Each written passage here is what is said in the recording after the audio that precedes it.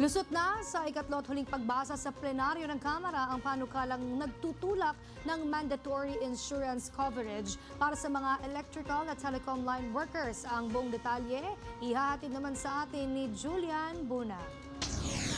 Sa botong halos 200 miyembro ng Kamara, lusot na sa ikatlo at huling pagbasa ang panukalang batas na nag-uudyok sa mandatory insurance coverage sa lahat ng uri ng line workers sa bansa.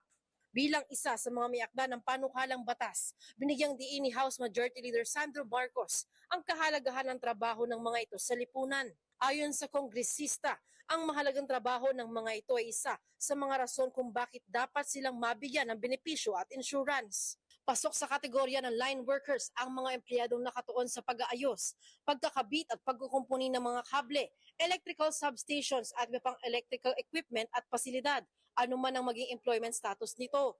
Sa ilalim ng panukalang batas, aabot sa 200,000 piso ang ipagkakaloob sa mga maliliit na kooperatiba para sa life and accident or disability insurance benefits. Habang nasa 400,000 naman ang nasa medium cooperatives at tinatayang nasa 600 hanggang 1 milyong piso para sa mga kooperatibang nasa kategoryang large hanggang mega large. Kapag naipasa ang panukalang batas, mag-i-issue ng panukala at regulasyon ng National Electrification Administration, maging ang DOLE at Energy Regulatory Commission. Para sa totoong balita sa Bagong Pilipinas, Julian Bunag, Congress News.